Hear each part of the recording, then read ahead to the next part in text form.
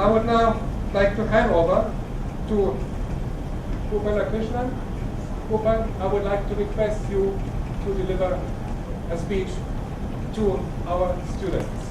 And as you He embarrassed Shalini, so I need to square up the accounts on behalf of Shalini. Auch ich hatte Deutsch gelernt, aber 15 Jahre vor.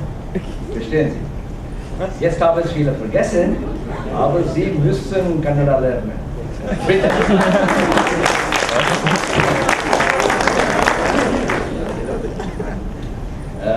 Director, Shalini, distinguished members, faculty, students, parents, I'm very embarrassed. It's 1 o'clock. Everybody is looking very tired, hungry, and Shalini insists, because she's a tough director, as all of you know, that I must make my full speech. I offered to cut it down. So I'm going to say to you that it's been a very unusual convocation. I've attended many. I never received my own degree at the convocations, but I've given away lots of degrees to other people. But the two things that impressed me about MYRA, which I have not seen in other convocations, which I thought I might mention. The first is, although you are being told you are giving a PGDM, from your eyes I could tell that actually what you got is a PhD.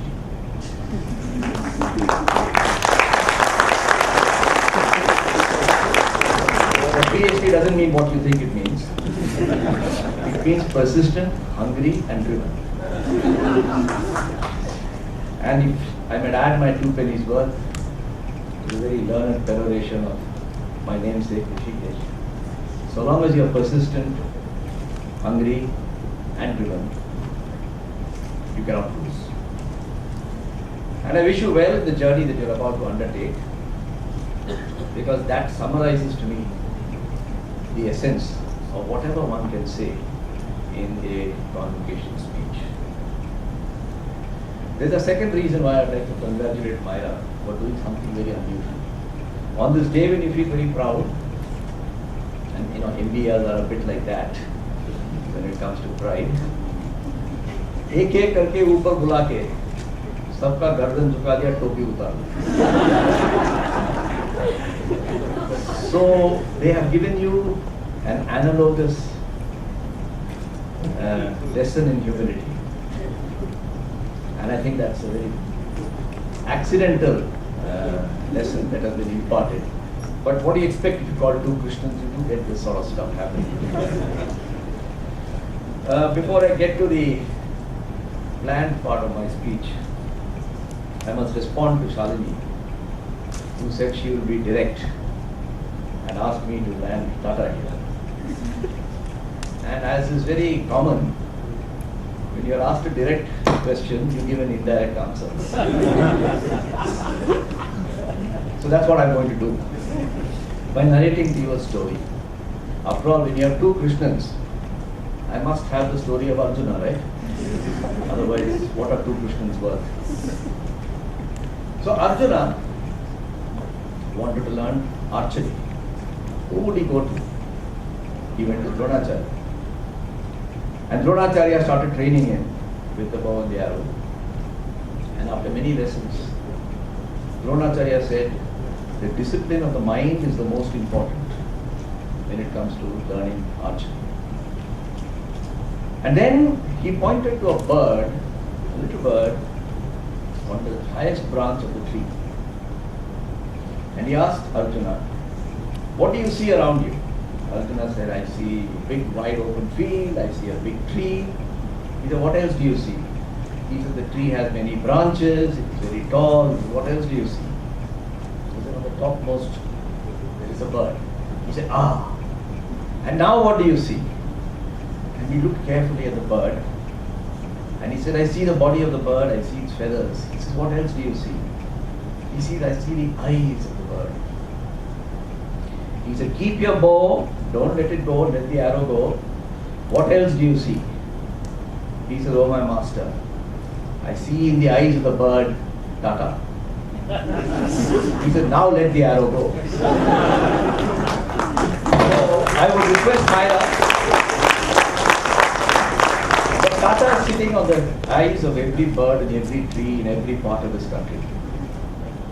And if those who want to join Tata would do what Arjuna did, then it will be my pleasure to welcome you to Tata. Thank you.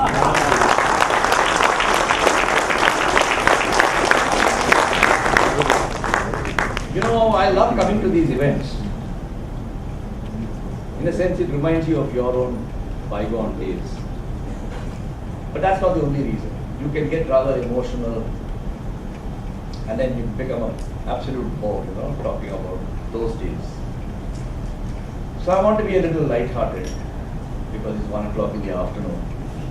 If I tell you something very serious, you may just drop off to sleep. Some of you have already done so. I know it's in the first 5 years, you're going to take your job very seriously, as I did. And one of the things I learned when I joined Hindustan Lever, they sent me as a brand manager for toothpaste. Now, if you studied engineering, being a brand manager for toothpaste doesn't sound particularly exciting. But I learned with great Shraddha. And I learned there's a Bachelor of Dental Surgery who's received a degree today. He or she will confirm what I'm about to tell you. How the food goes and sits between your teeth and then it starts to decay. And unless you brush your teeth after every meal, all sorts of terrible things will happen to you. Since I was a marketeer, I had to learn it. And I, in the process, started carrying a toothbrush in my pocket. So after every meal, I would go to the gents' toilet at 2 o'clock in the afternoon and brush my teeth. This habit carried on and nobody noticed it. Until I went to Harvard Business School in Boston. And I was doing exactly that at 2 o'clock. And a big American guy walked into the bathroom. And he said, "Gosh, Gopal, you brushing your teeth at 2 o'clock in the afternoon? Sure, your mom would be so proud of you if she saw it." So rather apologetically, I told him, I used to be a brand manager for toothpaste. I took my job seriously and since then I've had this habit. He says, "Jesus Christ, thank God you didn't join a condom company."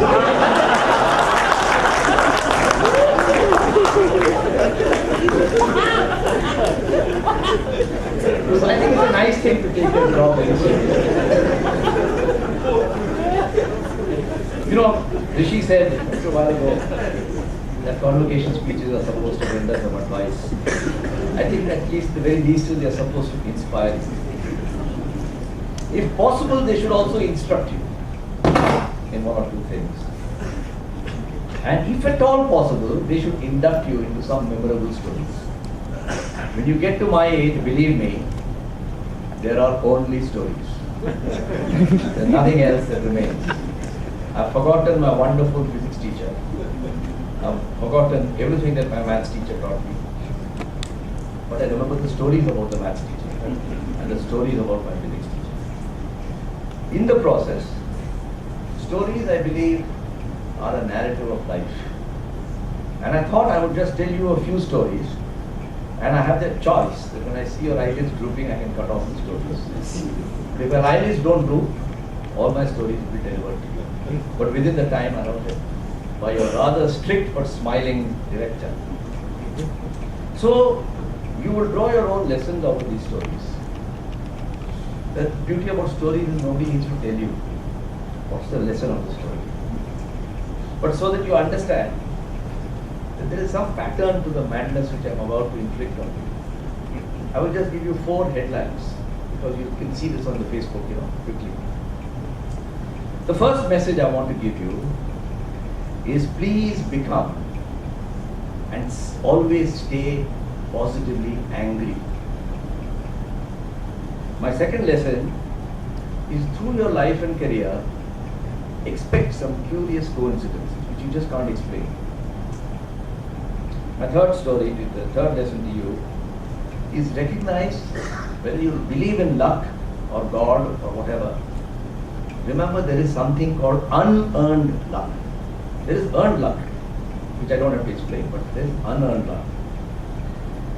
And the last point I want to offer for you to remember, and I hope the stories will help you to remember, is success is a thief. And I want to tell you why success is a thief. The very thing that you're going to pursue, relentless success, will become the biggest thief in your life. So, my first story about becoming angry and staying angry. You don't mind, I have the privilege of age. I remember in 1991, India took part in the Zurich supercomputing show. And for the first time, India took part in the supercomputing show. In 1991, India wasn't considered anything to computers anyway. And the Param 8000 was judged at the Zurich supercomputing show to be the second fastest computer in the world. Now you don't get to be second fastest and then stay there for automatically, you have to keep improving. You're not the second fastest anymore. But that's not the point I want to make. That morning I happened to be in Washington, DC. And as everybody does in Washington, I got the Washington newspaper, the Washington Post. And I was stunned by the headline. The headline of the Washington Post said, "Angry India does it again." And it went on to state how after India exploded a nuclear device in Pokhran, which happened in the mid-80s, America was so upset with India that she turned off access to the Cray supercomputer technology, which we desperately needed for our meteorological forecasting and space applications. And so India was suddenly left without any supercomputing capability. And they called a man whose name unfortunately we have all forgotten, because innovation produces anonymous servants, called Dr. Vijay Bhatkar. He's still alive and he lives in Pune. And they told him, set up CDAC. And within 5 years, he produced the world's second fastest supercomputer, which made India very proud. This is not the only time that angry India does it again, according to the Washington Post. It went on to say that in 1965, when I was a young student like you are today in college, we used to have something called PL 480, stood for Public Law 480, under which we used to import food grains. And our Prime Minister at that time, Lal Bahadur Shastri, requested all of my generation to remember this: South Indians should eat chapati and North Indians should eat rice, to save on the amount of food grains that are required. At that time, because the President of the United States took an intense dislike to the Prime Minister of India, President Nixon did not particularly like Mrs. Gandhi, they cut off, sorry, it was Lyndon Johnson by this time, they cut off the PL 480 supplies. We had 3 weeks food stocks. For a country at that time of 750 million. There was panic. Well, a number of things happened. I won't go into that now, but there were 4 famous S's whose names start with S. One was, by this time, Lal Bahadur Shastri had become our Prime Minister a few years later. We had a very fine food minister called C. Subramanian. And many of you might have forgotten these names or never heard of these people, but I think it's important to remember them.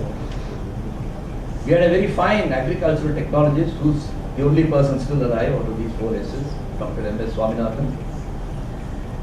And we had a food secretary, an ICS person called Dr. Shivaram.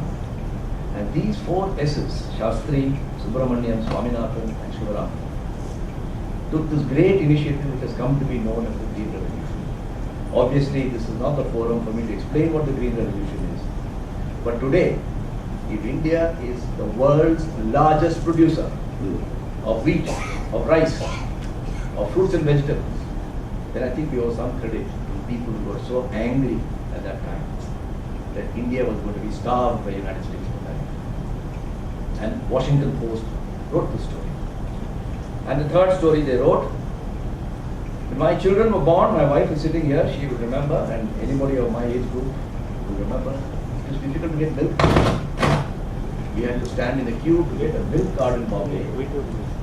And if you got the milk card, you were not assured you would get milk on it. You got a lot of good water, not necessarily good quality air. And very angry Syrian Christian called Varghese Kurian said, I'm going to change this. And through something called Operation Flood, India is now the world's largest producer of milk. It's happened in my lifetime, 50 years, 40 years. So it's good to be angry.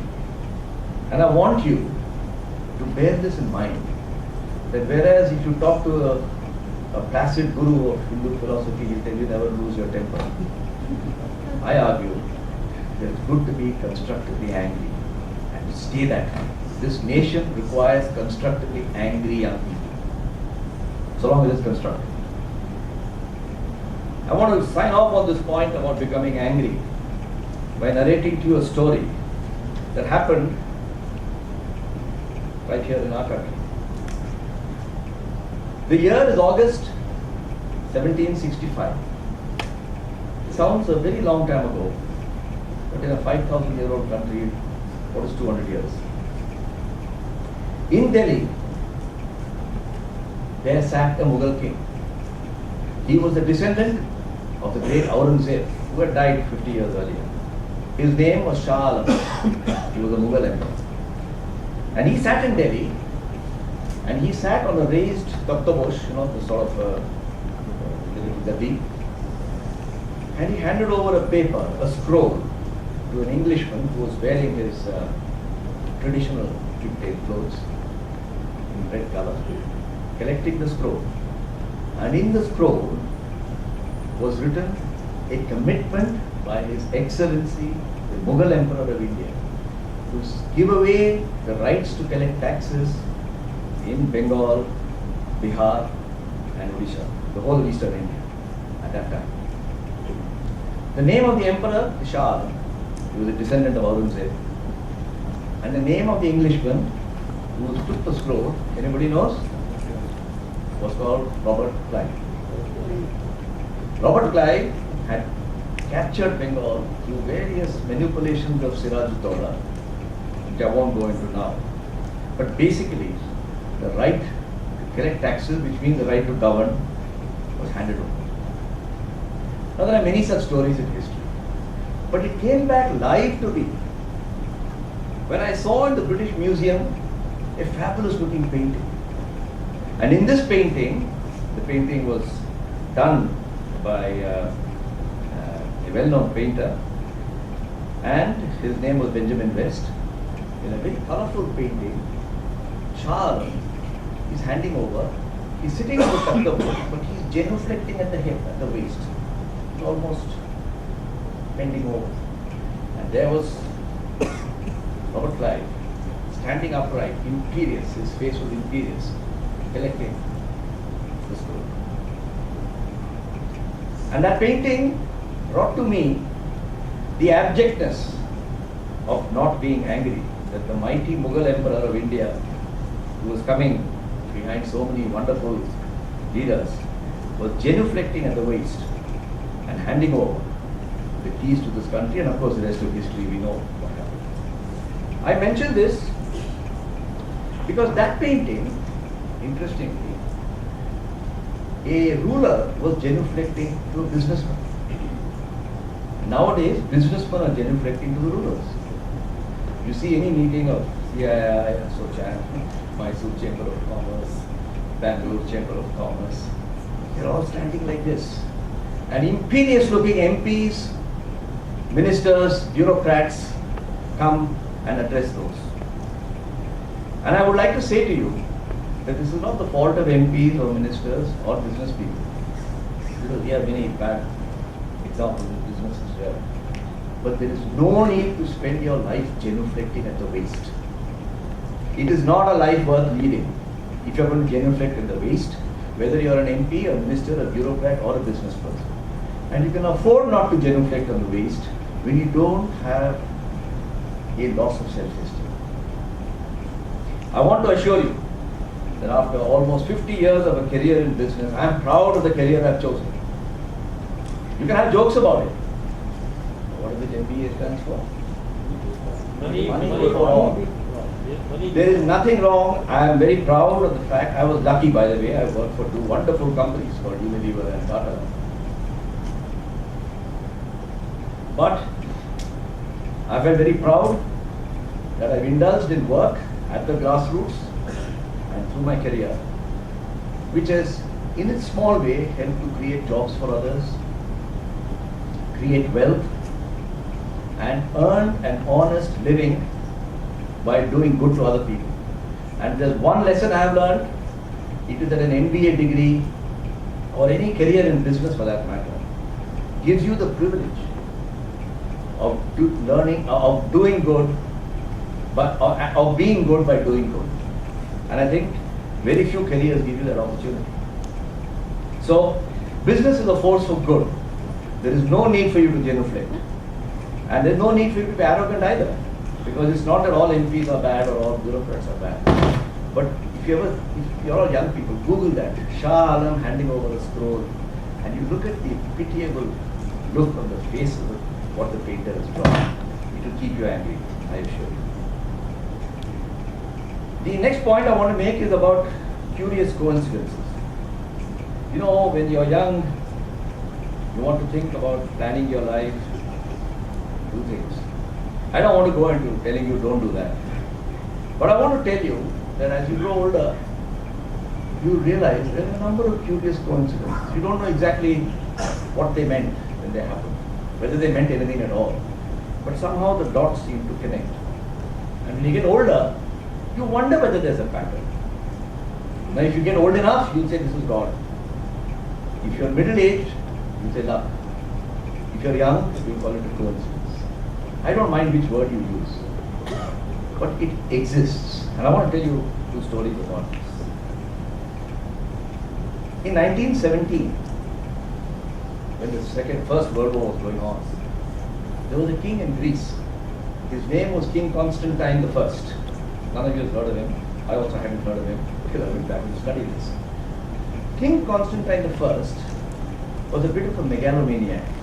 He wanted to create the great Hellenic Empire again. He wanted to recreate the Greece of 2000 years earlier.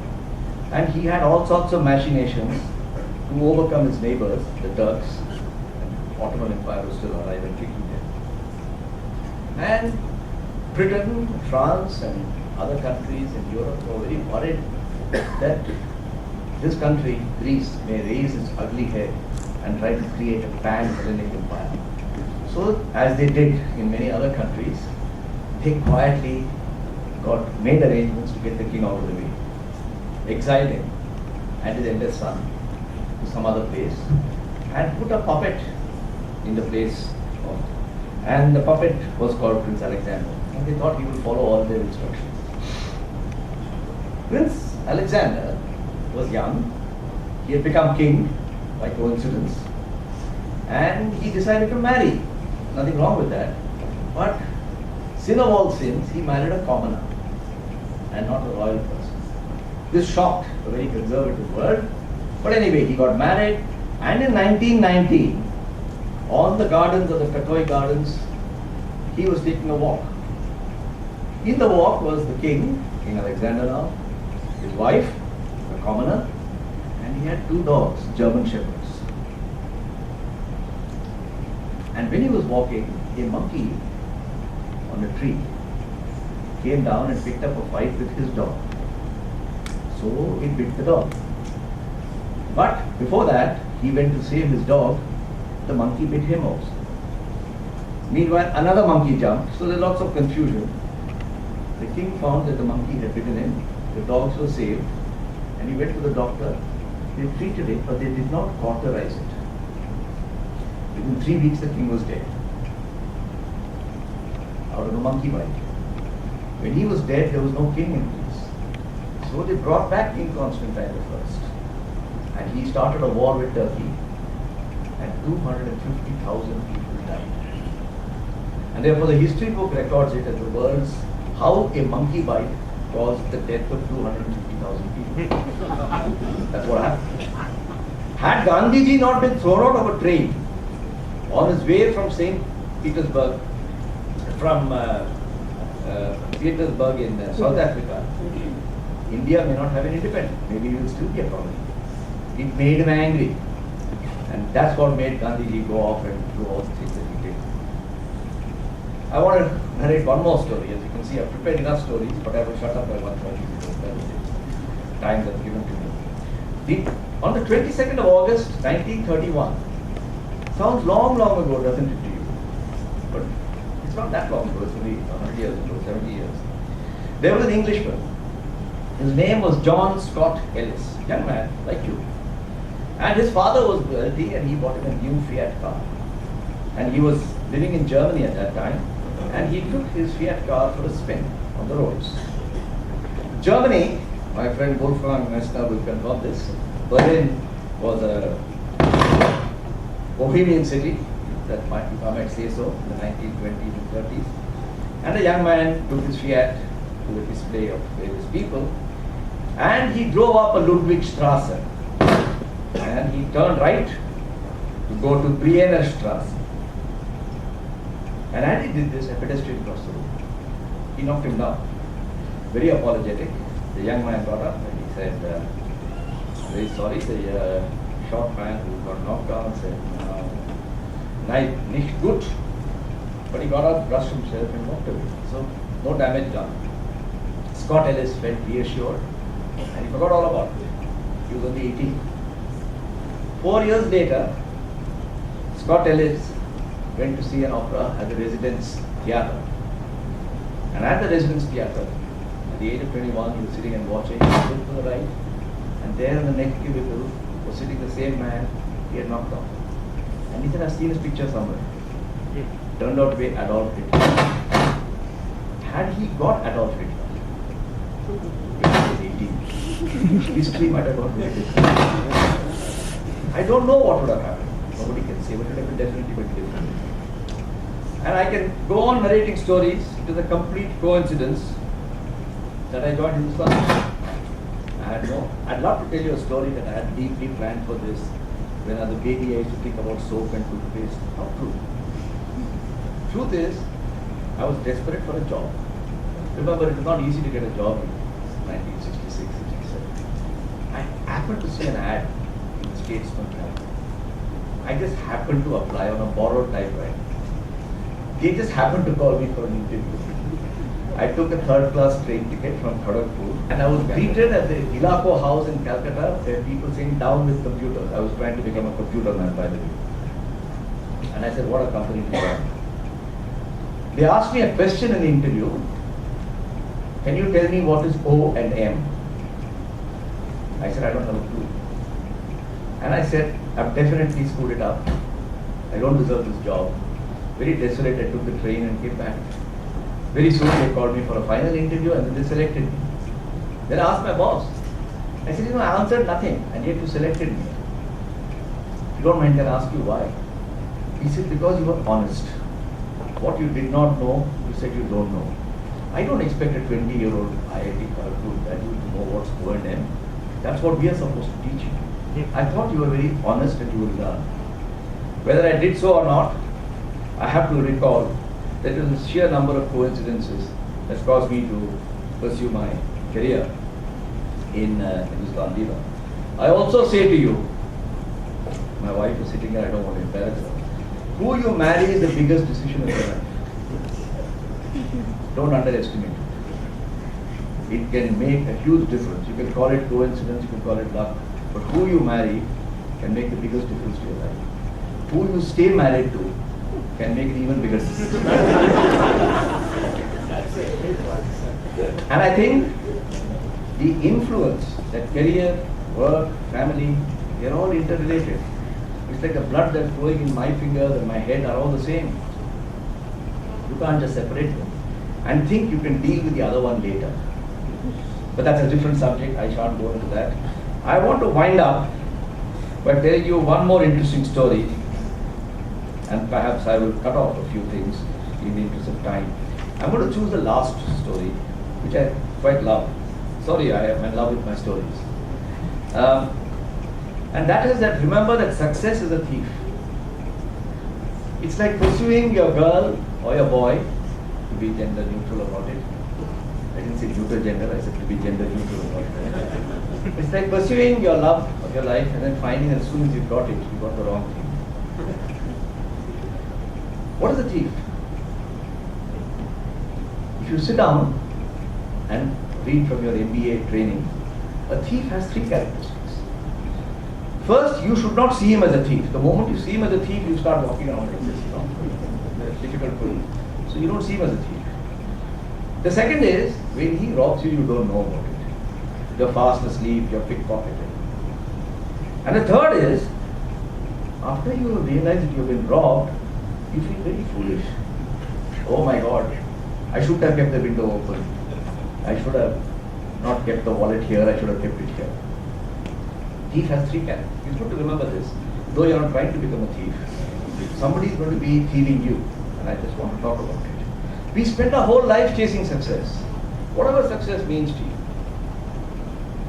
Money before what? All. Money before all, good position, good car, pretty wife at home, little kids, whatever. You achieve success. And then I want to tell you that the mere act of achieving your success robs you of your happiness. Because the difference between success and happiness. Successful people are not necessarily happy.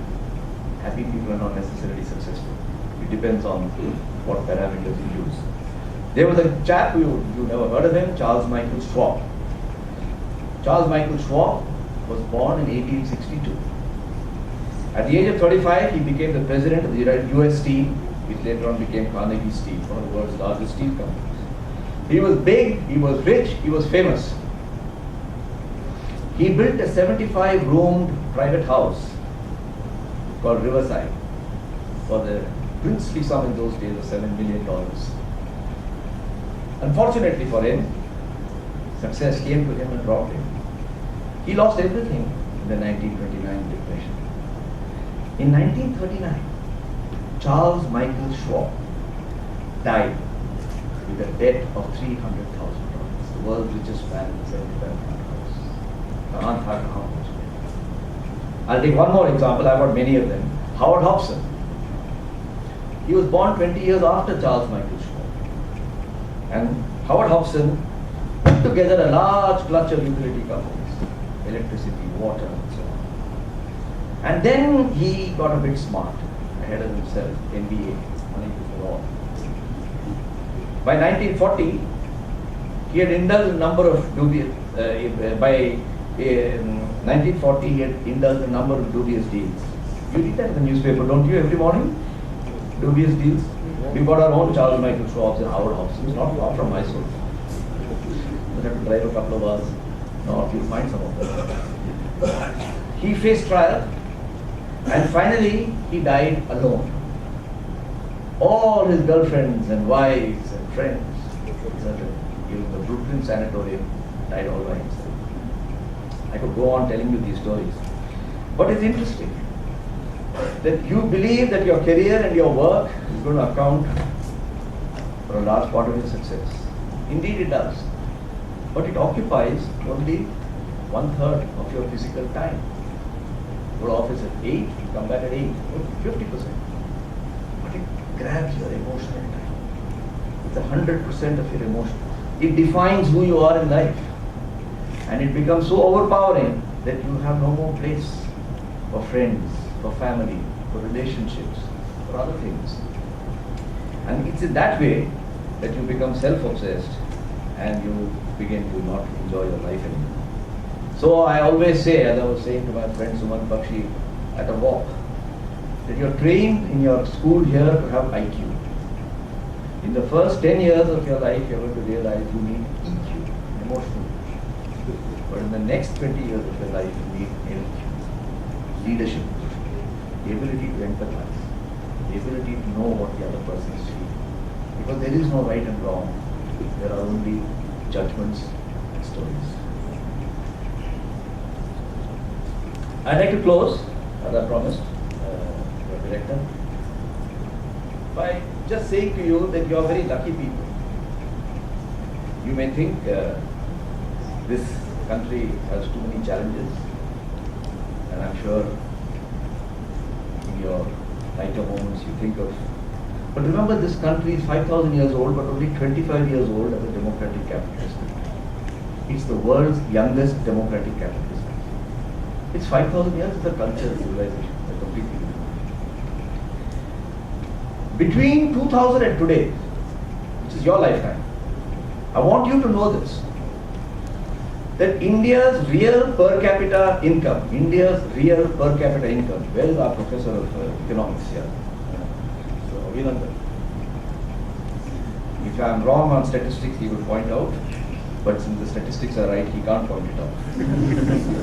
India's per capita income grew at over 6%, the highest in the last 150 years. It's never happened since 1850. So we are an accelerating economy.